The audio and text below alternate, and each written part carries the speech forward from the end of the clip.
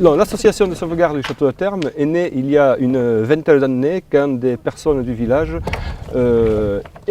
et prises un petit peu par le monument se sont rendues compte qu'il tombait de plus en plus en ruine et qu'il fallait à tout prix faire quelque chose pour y remédier. Donc dans les années jeunesse, si je puis dire, c'était des bénévoles qui travaillaient sur le site et qui travaillaient un petit peu de façon fougueuse et qui attaquaient un petit peu dans tous les sens, pas forcément toujours de façon bien concertée.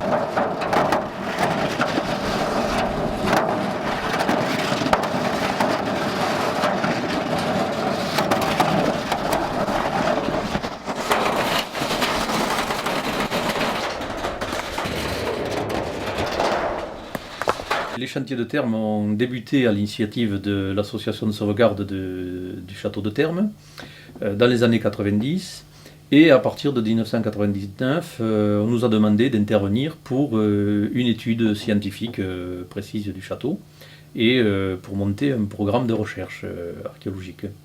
Donc à partir de cette année-là, nous avons débuté l'étude des élévations et des vestiges visibles du château, tous les vestiges architecturaux, afin de dégager un petit peu une problématique générale sur l'ensemble du site.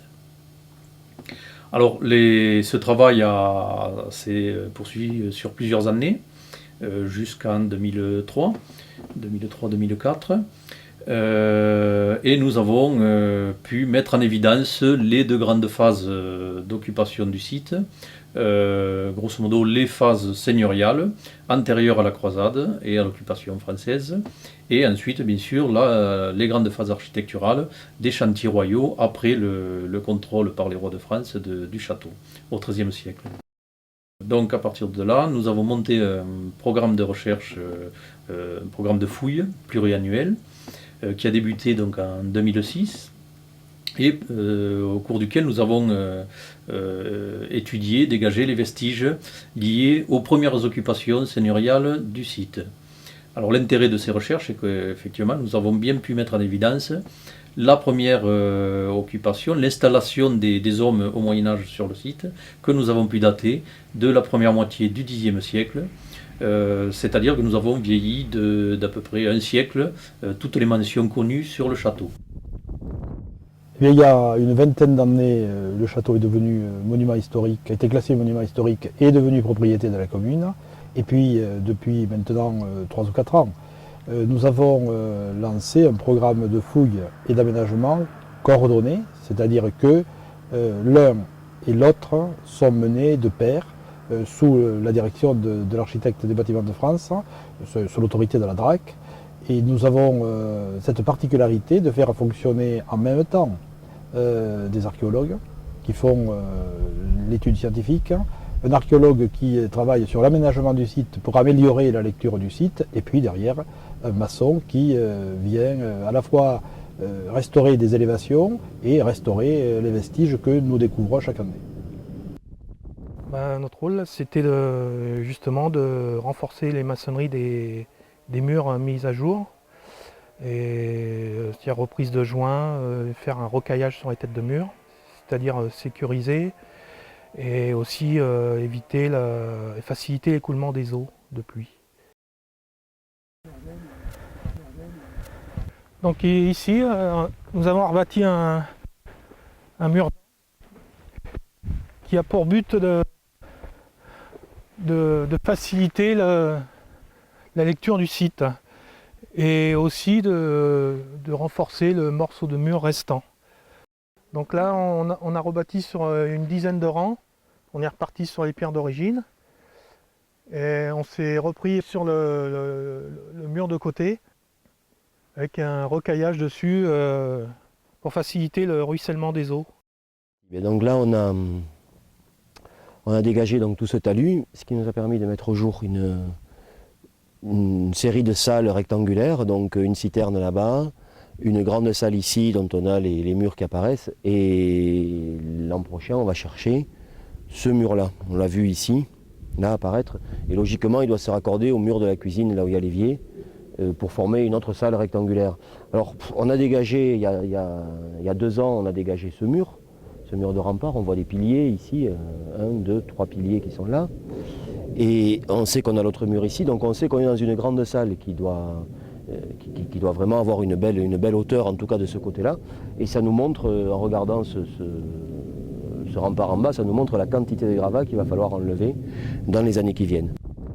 Et surtout, le gros du boulot, c'est que l'objectif à long terme, c'est d'attraper les traces, si elles existent, si on peut les trouver, du donjon. Le donjon, il est c'était cette butte là. On voit des pans de murs, des pans de remparts là écroulés, puisqu'on l'a fait sauter à l'explosif, donc il a explosé, il est tombé partout. Et vraisemblablement, ce donjon, soit il y a une grosse souche, le rez-de-chaussée, une grosse souche de maçonnerie qui est encore en place parce qu'on a tapé relativement haut et c'est les gravats qui l'ont enseveli. Soit on a le rocher qui monte et une vague trace du donjon dessus, on ne sait pas trop. Donc on se demande qu'est-ce qu'on va trouver. Mais ce qu'il faut savoir, c'est que l'objectif quand même, à partir, je pense même de l'an prochain, dès 2009, ça va être vraiment de focaliser sur cette butte. On ne peut pas trop continuer à travailler en contrebas tant qu'on n'a pas purgé cette affaire-là. Et là, on parle quand même de centaines et de centaines et de centaines de mètres cubes. C'est quelque chose qui va être assez long. On va brasser beaucoup de mètres cubes. D'où l'intérêt de trouver des petits engins adaptés. C'est un peu le souci qu'on a en ce moment. Là, il y a aussi un grand bâtiment rectangulaire, là, ici. Là où il y a les fleurs jaunes. Là. Ici, là. Là, on le voit bien. Grand bâtiment rectangulaire. Les cailloux, les fleurs, tout ça, on est au niveau du premier étage de ce bâtiment qui montait assez haut. Et l'idée, c'est aussi de le vider entièrement. Là, ça devrait... Si on le vide entièrement, on arrivera à hauteur des maçonneries inférieures, là, du parapet inférieur. Voilà. Donc, vider tout ça. Et donc, la campagne de fouille, là, elle va porter sur cette partie-là, le sommet de la butte. Sachant qu'on a identifié une tour, là, celle qu'on voit d'en bas, là où il y a le panneau, il y a les restes d'une espèce de petit ouvrage de flanquement, une petite tour, en tout cas une construction qui vient flanquer la muraille. Il nous manque le raccord ici de cette muraille avec les maçonneries royales qui sont là. Là, on est dans deux époques qui se rencontrent. Bon, comment ça se rencontre quelque part par là, il y a quelque chose qu'on va chercher, qu'on devrait assez vite trouver. Et une fois qu'on aura limité ça, on pourra purger totalement indépendamment cette partie-là. On pourra la fouiller, la vider, la dégager sans être gêné par en haut. Et la fouille, le gros du chantier de fouille va vraiment porter sur cette zone, ce secteur-là, où là on sait qu'il y a des niveaux en place, on sait que c'est assez riche, qu'on a des potentialités assez intéressantes du point de vue archéologique de ce côté. L'idée étant de cerner le périmètre du château féodal.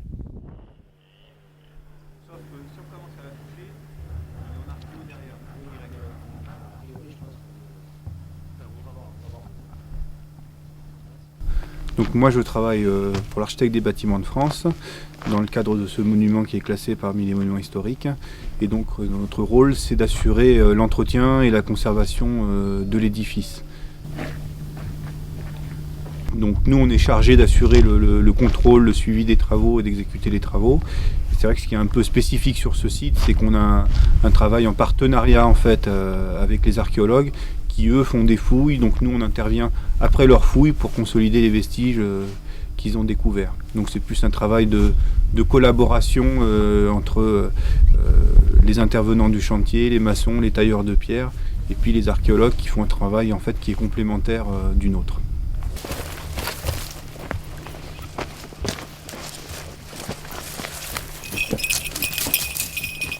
C'est vrai que ça serait intéressant de le remonter pour l'instant, mais qu'est-ce qu'on remonte? C'est vrai qu'après, s'il faut le remonter en partant de après, bas, si on remonte, on va avoir droit à 5 mètres d'échafaudage. Voilà. Ça, c'est une bonne arrasure uniforme. C'est-à-dire qu'on a un truc, ça ressemble à une rampe, c'est sans doute une rampe, c'est comme ça. Ça, là, en haut, le problème, c'est que quand on voit ça, on a un niveau fini. Ici, on a une lecture, on se dit, ah tiens, il y a une terrasse derrière. Mais pour moi, le problème, c'est tout ce mur-là, là. Je sais pas, j'ai pas de parement, j'ai rien du tout. Je sais pas comment on peut restaurer cette chose-là. Sans créer. Le problème, c'est que si on commence à rocailler, on va avoir un gros aplat d'enduit. On ne peut pas se baser sur l'appareil de ces murs-là. Autant des fois, on est dans l'à peu près. Les principaux projets, donc pour nous en tout cas, c'est de continuer cet entretien, donc de dégager quelques structures qui peuvent présenter défauts de solidité, et puis finir de consolider toutes les parties en superstructure qui présentent des menaces, soit pour leur conservation, soit pour le public, des choses comme ça. Donc il y en a encore pour quelques années pour bien assurer la solidité, la sécurité et la conservation de l'édifice.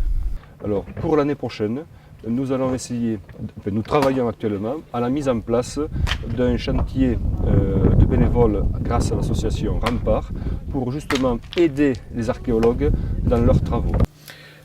Donc à la suite de ce premier programme pluriannuel en 2009, l'objectif de cibler l'origine du site sera atteint et nous envisageons de poursuivre ces recherches par notre programme pluriannuel de fouilles qui concernera plus particulièrement les vestiges d'habitation, d'habitats seigneuriaux au sein du cœur même du château. Et à partir de 2009, nos projets sont assez peu originaux, dans la mesure où nous avons fait la démonstration que ce site qui était quasi illisible il y a quelques années, du moins en ce qui concerne le château seigneurial, était devenu lisible. Nous savons qu'il y a un potentiel énorme à découvrir dessous, en particulier le donjon. Et donc en 2009, nous allons nous attaquer à tout ce qui concerne le donjon effondré, et puis à un ensemble de corps de bâtiments qui datent des années 900 ou 1000, en tout cas d'une datation très ancienne, puisque c'est ce qui est de particulièrement intéressant dans ce château, c'est qu'on a un château ancien et à côté, ou en tout cas autour, un château plus récent de l'époque royale.